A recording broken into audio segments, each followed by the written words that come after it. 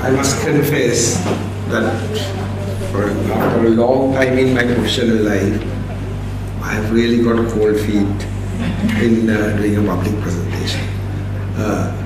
Because, of the sublime aesthetic experience that we have been subjected to during the last hour or so.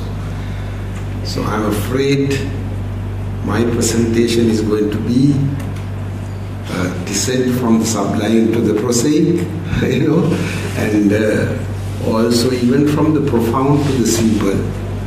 And maybe I have insight even from the excellent to the mediocre. Just bear with me. I'm only a clinical teacher. I'm not an artist. I'm not a polymath. But I think I'm a good clinical teacher, right? And really now, at this stage in our life, 50 years as a doctor, 45 of them as a medical teacher, there is, in this Google age, there is very little that a teacher like me can offer others except myself, my experiences, and, my narratives, I suppose reflecting using the current knowledge of them. That's what I'm going to do a little bit. So please bear with me. It may also seem a little egocentric, but that also I don't apologize for it. That's why I said, that is all I have to offer at this stage.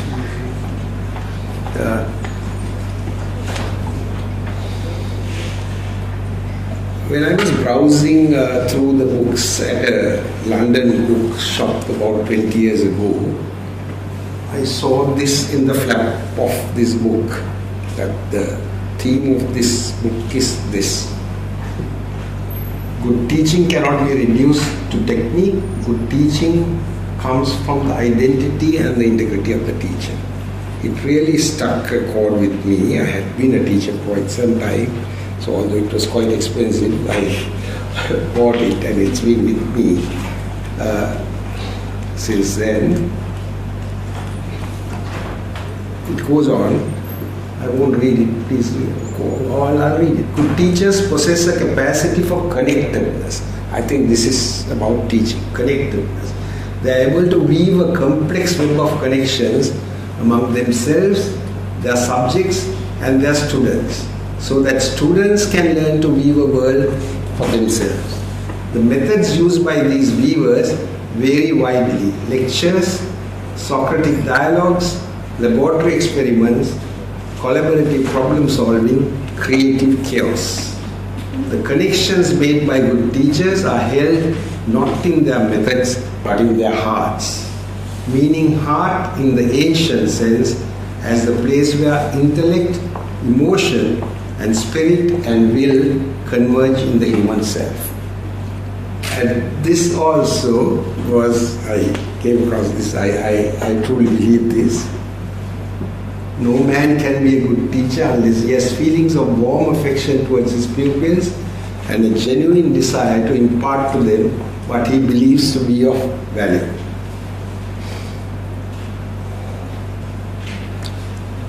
Just now coming to the topic I addressed, this is not mine, this is from the Institute of Chemistry. Former president of the Institute of Chemistry was talking about ethics and values for chemists, and I got this paragraph from there. I won't read it, just I'll give you a minute to read it.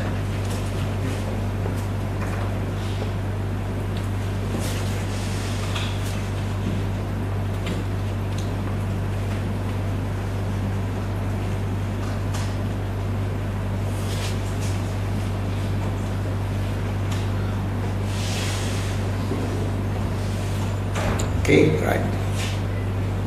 Now, what is poetry? Again, I don't think I will read it. I think if your literary work in which expression of feelings and ideas is given intensity by the use of distinctive style and rhythm. Poems frequently rely for their effect on imagery, word association, and the musical qualities of language used. Wordsworth called it a spontaneous overflow of powerful feelings. Now really, from the title that was given to me, Poetry in Medicine, I am not addressing that title. But during the last 2 days, starting with Susirit, then Arosha yesterday, and then Professor Carlo, and even this, have addressed that title, that is looking at poetry, especially from a universal point of view. I'm just going to give you a personal narrative of using poetry to inculcate attitudes. Just so it's going to be a miscellany of poems which I've used in different circumstances. And I will just briefly tell you in what circumstances I came across them or used them. Right? So it's a little bit disorganized.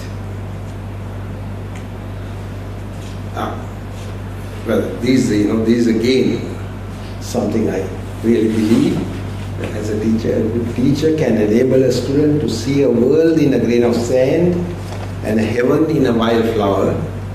Hold infinity in the palm of your hand and eternity in an arm. I have 25 minutes.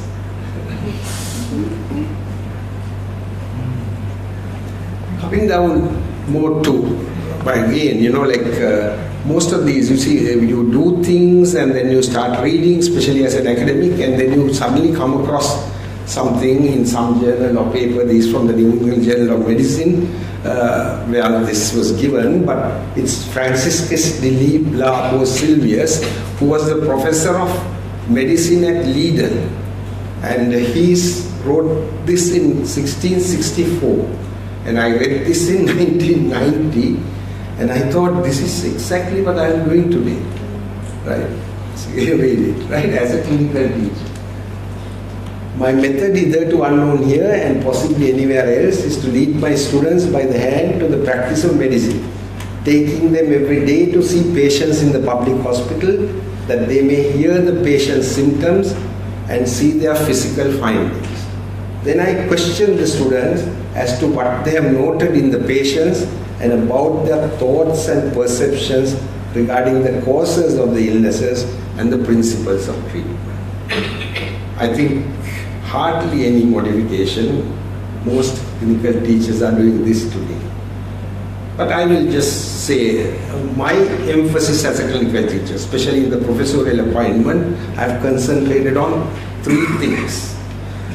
One is what I feel the essential cognitive skill that doctors need, which is good clinical reasoning. I try to help the final year students to fine-tune their clinical reasoning skills, especially using the hypothetico-deductive approach. Now that also I came across for the first time in a New England Journal article which said, let us preach what we practice. Which was, let us preach what we practice, that caught my eye. And what it said was, we are all teaching the first third year medical students of history taking using the Hutchison-MacLeod model, which tells them to take a complete history, do a complete examination of all the systems, and then think of the differential diagnosis. And none of us are doing that in real life practice. So I take a lot of time to go through with the students with each case, doing a collective diagnosis using the as we elicit the facts. So that is the first thing. I also use it, this is where this becomes very relevant about humanness. I use it to identify the steps of the doctor-patient consultation, which is the basis of all medical practice, emphasizing the need for empathy and building of rapport. In fact, my first question is, how does rapport build, as the patient walks in? The answer I want is eye contact. It doesn't come straight away. Most of the time they say greeting or smile or whatever it is, like that. But so I use this teaching experience to talk about the consultation. And in that, so I will tell you the context in which I use for it. And then I brainstorm the group again about, coming to a final decision, the final outcome. Do you just reassure and send the patient off? Do you admit him straight away to hospital or whatever it is? How to arrive at that decision? That also in the most socially relevant and humane way. So that's what I am focusing on as a professor of pediatrics. This is something, again, I came across quite by accident, this set of poems, which was written by P.B. Alvis Pereira about his doctor, who was a DMO somewhere between Polgahavala and Purnagar. Apparently P.B. Alvis Pereira had been a diabetic and he was getting, and he wrote these poems. There is a longer list, but I have taken some experts. Now, I usually recite these in my poems, but I have got lost courage to do that with you here today after the sublime experiences we have got before. So I'll just read them. Lagainda kiyana vita oba veta tibena lede Betata palamu mada hasa deka suwaya vadi Ledunata piya kuvani piya soho yure kuvani Obagi damuna iwa sili bava sisila gani. Now that's the one I especially, in this era of 3-minute consultations, I talk them, your unruffled patience soothes me. Right, okay, like it's, and the next one. This I think is empathy. You might not agree, but to me this is empathy. Laya dunnala kelavara kapu vita dikane Laya tula kasma mata obatak vadiya dane. The first two lines of this was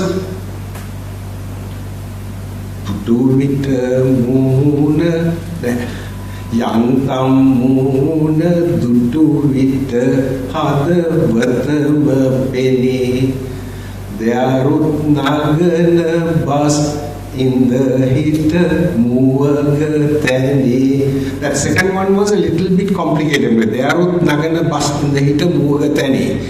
So I actually went and discussed this with the poet. He said this was a burger doctor and he used a lot of euphemisms in trying to convey bad news. That is what the Deyaru Nagana Bas in the Hita Mugatani. Then this is the one, especially in the army hospital now, I tell them the second line is most important.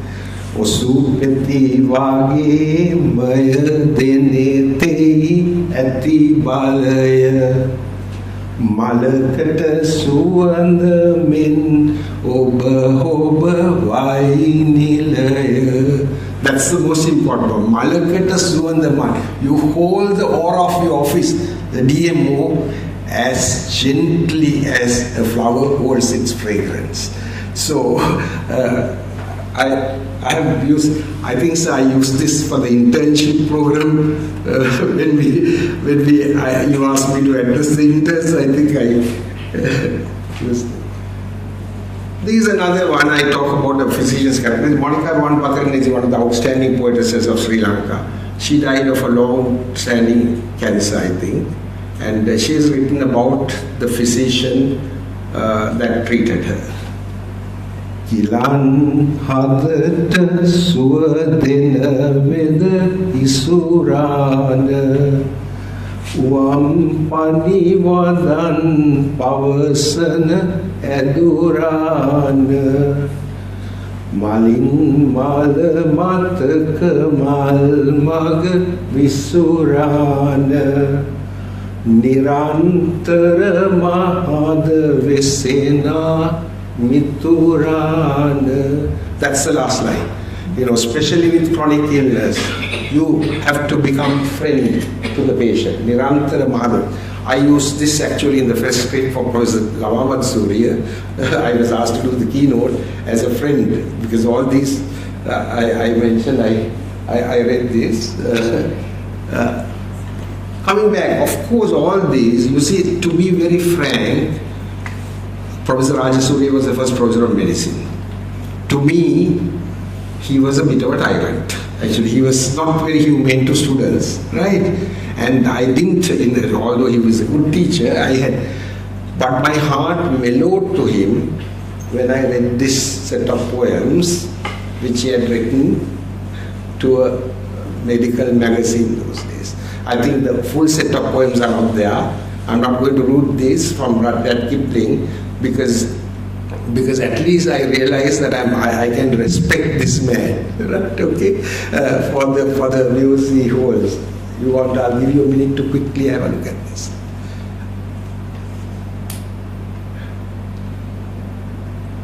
This now the Medical Council on its book on good professional conduct has this poem in the second page. Strikes, nurses, doctors, oh heavens! Haven't they had a formal professional learning in that noble art of patient care, in a spirit worthy of their kind? Shouldn't they, their skills together blend to help us patients, help ourselves, help us to meet our daily needs? For the rights they are empowered with, for the mercies they are blessed with, aren't they obliged? And shouldn't they be grateful to the countless generous people who till and toil and sweat so to make them what they are, nurses and doctors? Okay.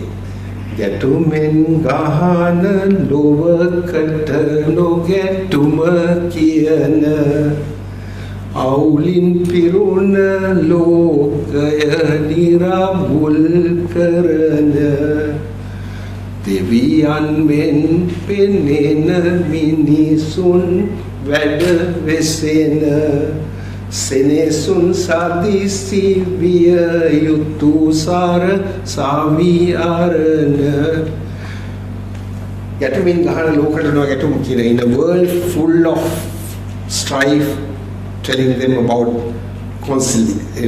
reconciling. A world with problems, who says solving the problems. And people who look like gods, living, it should be like an ashram or a cenotaph. That's this thing. I mean, I don't think I achieved that, but at least kept the strife off for some time. This was another, you see, in 2009, after I retired, I became the president of the SLMA.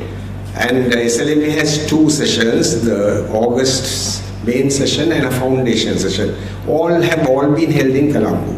So that year was the culmination of the war, and the council decided unanimously that we will shift our foundation sessions to Jaffna, which had been a center of medical excellence, education, center of excellence for medical education, especially in the past. So we wanted to revive it.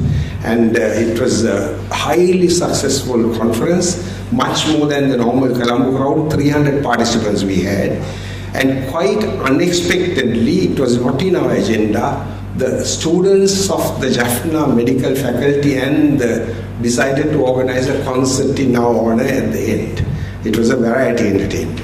So there was and it was a beautiful, beautiful variety entertainment. I still remember the announcer. She was almost like a dark Aphrodite, very sharply chiseled face and with a slight Canadian accent. I think she had been in Canada. She was the announcer. She totally unexpectedly invited me to come up and express my feelings about the concert, what they had done. I'm being absolutely honest, I didn't have any. The only thing is I had a vast repertoire of poems in my head, many of them given to me by someone. And I just went up, and of course I'm talking to a 90% Tamil speaking audience, so I apologize at first for not being able to talk to them in Tamil, but I said I would, rather than giving you a talk in English, I would like to recite two poems to explain my feelings towards you. Right? Okay. And this is what I said. Disnvena alutn alokaya idiripita adatak vada lassana viya hakiya heta imhane melavuna val Goyamakata පොද වැස්සක් වගේ ඔබ පිය කරුය මට. I forgot to mention, they had a theme for their concert. That was the drizzling day. It was about rain. You know, even the Bharatanatyam was around rain. So that was the first one. That is, for the ladies, I'll translate.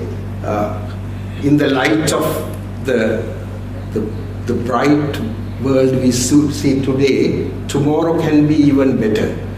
You know, these soon after the war, King Jaffna and a team from Colombo.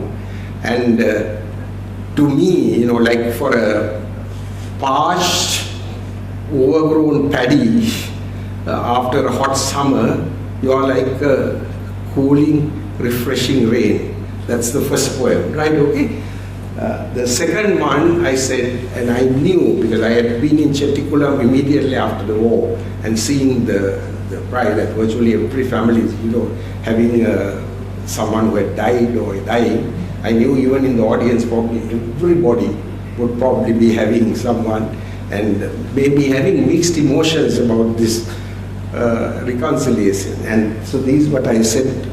I said, this is my expectation about you and me for the future.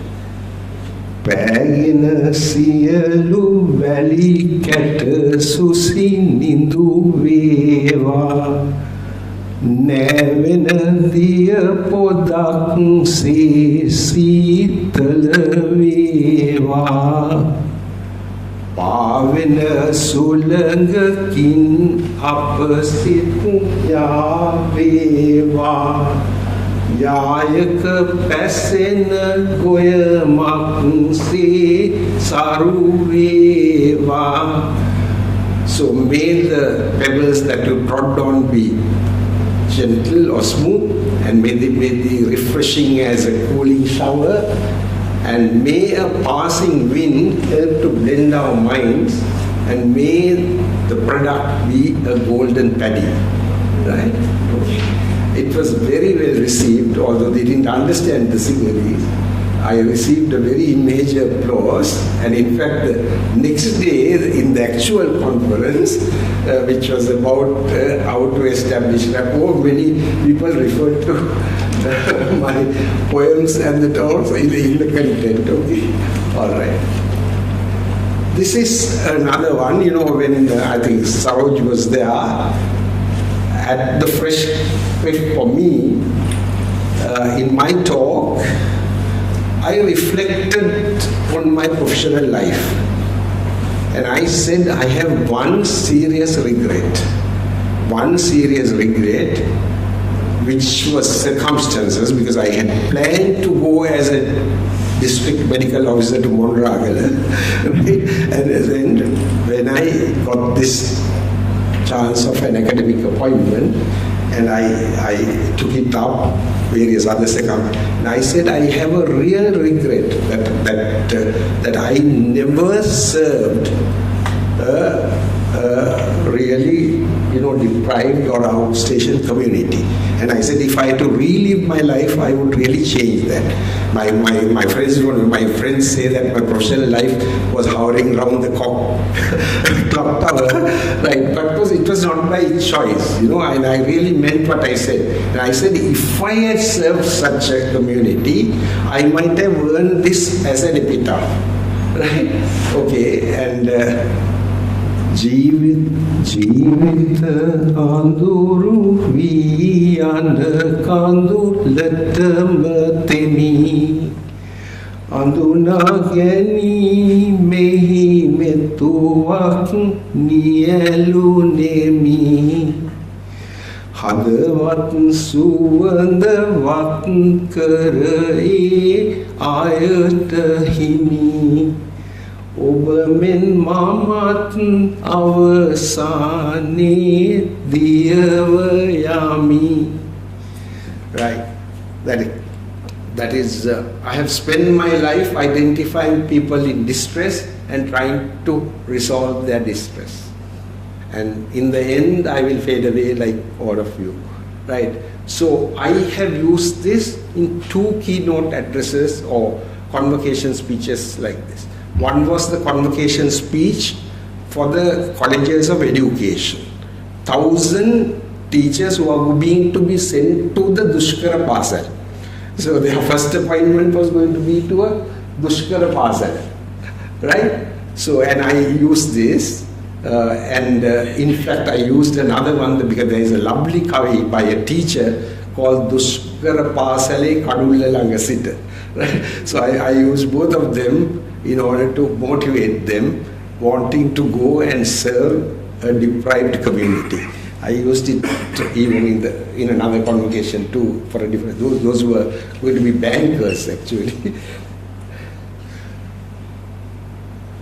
Here, now these, talking about what is available, you see, we had a lot of discussion and there were examples taken from the world literature. What I want to say is there is plenty of material which is locally relevant, both in English and Sinhala, which we can use. Sarath Gamini De Silva, my friend and colleague, right, is a physician poet, and he's got an anthology of poetry, right, you know, which he has written, and we have got. I've just took one, which I think is really good for actually continuing professional development, and about I kept saying I was not old. Now I realize I was too bold. Truth was clear as the story unfolded. Arteries blocked, my feet got cold.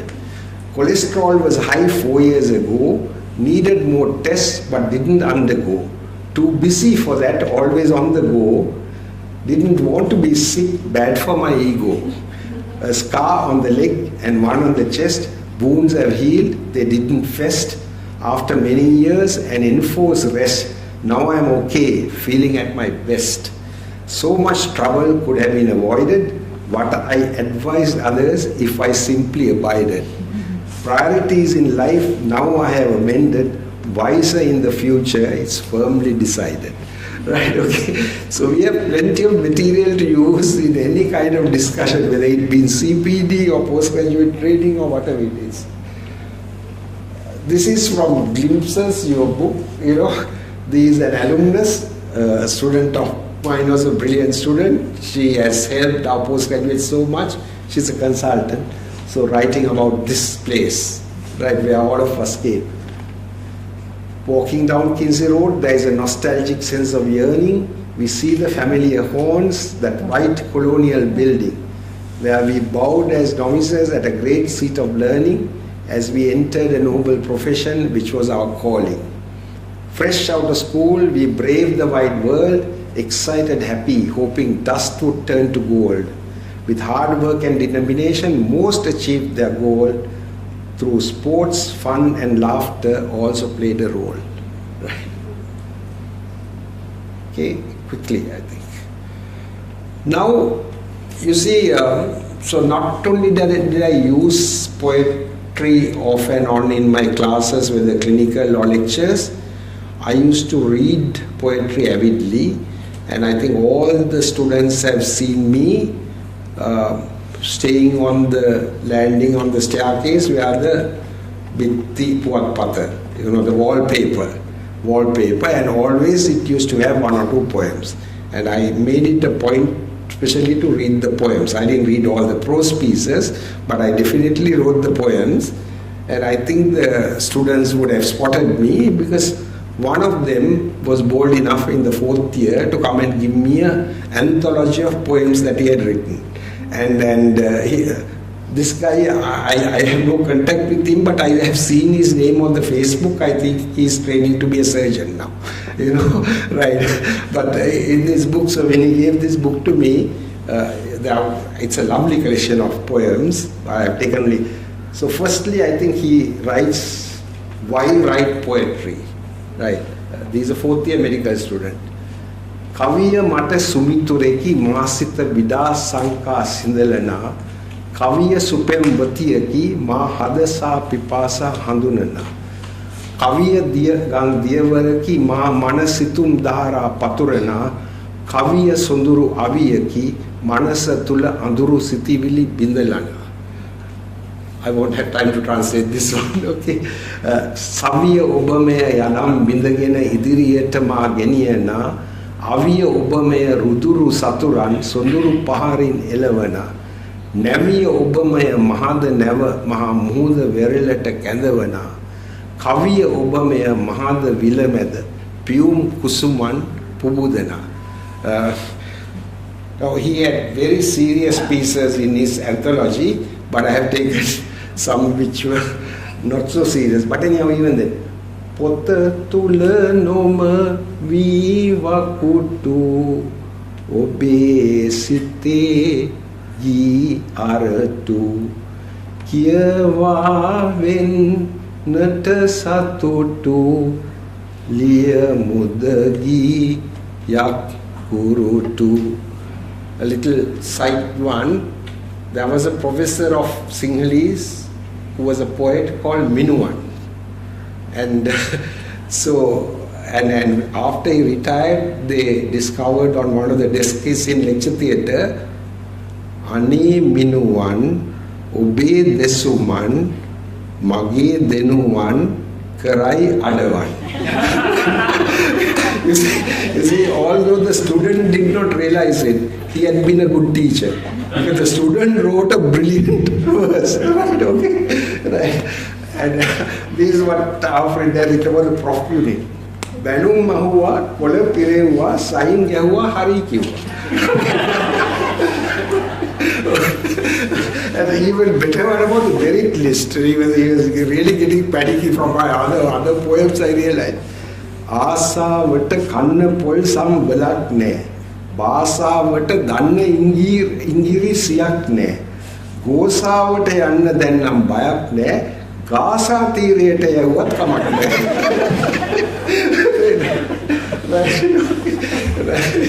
So yeah, I did go to the Gaza Tire. Now this is a little bit harrowing. It goes on longer. But I think this is for our consultant colleagues, including myself, right? These are Patients' Lament. It was published in the SLMA News.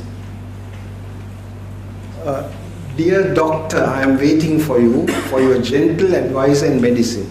Last month I waited for 2 long hours. Hungry, tired, frustrated and sick. I watched the others with equal discomfort. The hospital disinfectant made me nauseous. Crowd near your door waiting for you, obnoxious. I sat on the cold bench and read, life is uncertain, death is certain. Okay. This is another one, that's not my English, so the expression spelling, that was the actual notice. I was asked to come and give a talk at PEMSA, the Peradeniya Association of Medical Alumni Association conference in the hotel, but during refreshments I found this notice on the notice board. Because one of the members of PEMSA was Dr. Talgahagoda, who was a consultant rheumatologist, who had founded this association called National Institute for Paraplegic Support. Now paraplegics, unlike stroke patients you have the elite group also. Paraplegics are mostly people who have fallen off the tree, the lowest economic and social decile, and there are no advocates for them. Their conditions are absolutely terrible even in the hospital. So this is a paraplegic writing.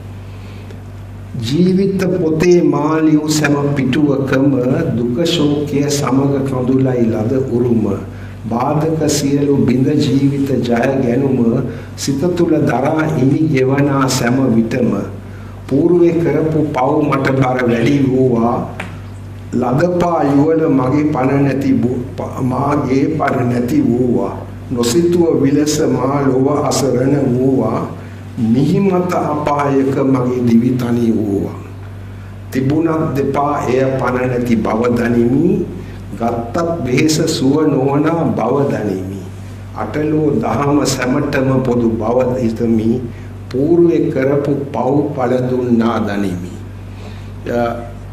Actually this poem moved me so much. One thing is I promptly said I will join NIPS, and I offered to give this man either money to publish any poetry as well for any other reason. He took it for any other reason. He bought a machine to make soap at home. Right? And I gave her this thing. Since then, the only charity that I give money to now is NIPS, and I am a vice patron of NIPS now in Colombo, and we have helped about 60 paraplegics in a very, very real way, in various ways. I won't describe those. So that is, in those days I used to give to things like HelpAge and all that. I stopped, and all what I give to this now. Finally, a little bit of trumpet blowing. Again, I think Anuja brilliantly summarized the rationale of what we are saying. We cannot prove that these things we have done have resulted in making the students humane. We are hoping it has done so. Right, okay, maybe. So the only evidence is now, one of my most precious collections as a teacher now is this box of thank you cards, which I have got over the last 50 years from my students. The ones I have got from my patients I haven't kept, to be honest. But the ones I have got from my students I have kept in a box. And many of them are actually already printed cards with a few comments. But there are quite a few where they've taken a lot of trouble to prepare their own cards and write in their own words, and quite a few in poetry. Right? So I've just taken two of them as an example. These from nursing. ඔබෙන් ලද අපරිමිත දයාව සෙනෙහස දැනුම අනන්තයි අප්‍රමාණයි. උදාවන හෙට දිනත් දැනුම ආකල්ප වඩන්නට ඔබේ දයාබර දෑත නිබඳව අපට දී සදාකල් අප සමග සෙනෙහසින් වැළේවා. ජයලද නගමින් සිසු නැන පාදමින් විලන් සිත සනසමින් මග පිවිතුරුයි. And now I can't read the next part. Anyhow, you can see, I know this does not prove that they have become humane, right? Okay, it may, but it at least shows that something has clicked in the way we are taught. This is another one. Now, say the art. So I told you most people buy cards and give. Now these are hand painted card, beautiful. I still have it, hand painted card, and that was what was inside. Dear Narada sir, with a special gift for teaching and with a heart that deeply cares, you added a lot of love and value to everything you shared. Even though you mean a lot, you will never know how much, for you helped to change the world through every life you touched. Though we were not always well behaved, we were always well taught. So, right, whatever it is. Anyhow, I think Anuja explained this more clearly. This is like, certainly doesn't qualify in the evidence base anywhere near, but I think by using humanities or arts a little bit, at least in your teaching, either in the clinical setting or the lectures, certainly we are probably moving them towards the positive in the humaneness scale. So I have given you a miscellany of poems in English and in Sinhala written by patients, doctors, students and teachers. I have described both curricular and co-curricular contexts in which they can be used.